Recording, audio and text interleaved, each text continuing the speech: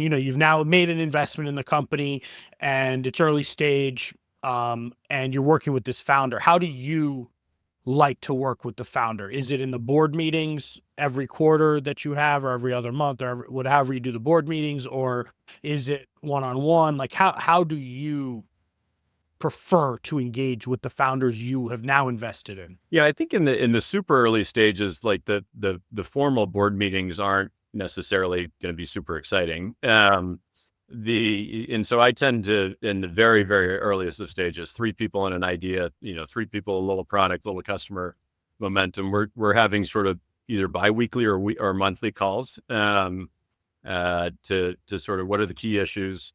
What are the new developments? What do you want me to be aware of? What are you wrestling with? How can I help? What introductions are you looking for? That's sort of the cadence of those meetings. That then tends to segue into, a more regular, probably not every month. You tend to go to every other month or 5 times a year of formal meetings. And then I tell my founders, well, we may have these regularly scheduled meetings, call me on any issue, is sort of my value proposition. And sometimes that's small. It's like, hey, I'm thinking about, what should we be using for our cap table management software? I'm like, oh, I can tell you that. And sometimes it's, medium. It's like, hey, I'm negotiating a comp package for an employee. What are you seeing in the market? And other times it's sort of existential. It's, it's not working. And why is it not working? And what are the issues? And how do we get underneath that? And so I'm very much in the pull mode. Like, I'm available. I've obviously been doing this for over 30 years.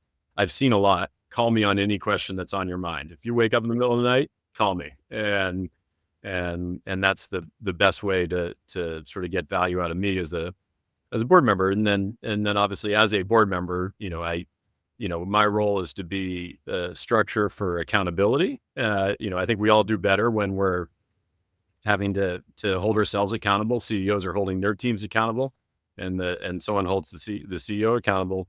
But it's really perspective. It's what are we seeing in the market? What have we seen over the years? The things that have worked in similar situations, not worked in similar situations.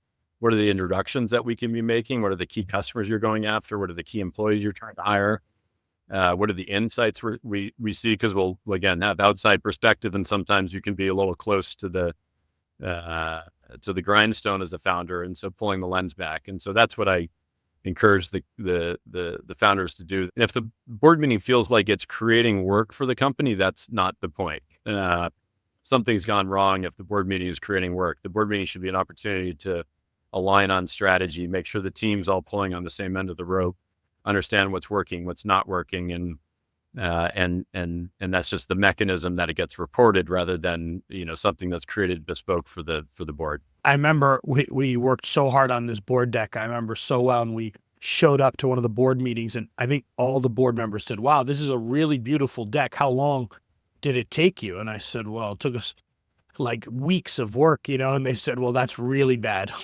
And I remember afterwards saying to Bart, "Man, the CFO," I said, "that sucks. We just spent all this time to make it look good and, work through all this stuff." And it was one of those, these are like those moments that I stick in my brain where you're like, okay, you need to report the information, and there's governance and all of that, but taking all the time and all the team's time and everything to make this beautiful deck is really is not the purpose of the board meeting. Yeah, no, I what I tell people, and this is true, I think, for sort of early stage to mid stage companies, is the point of the board meeting is to take an opportunity to sort of step back, like, hey, what have been the key developments in the business? What are we doing? How are we doing? And you can, again, use that internally for a lot of our companies. They'll do the all hands or the internal meeting right after the board meeting. It's like, hey, we should celebrate these wins. We're doing amazing on these fronts. These are the great new developments.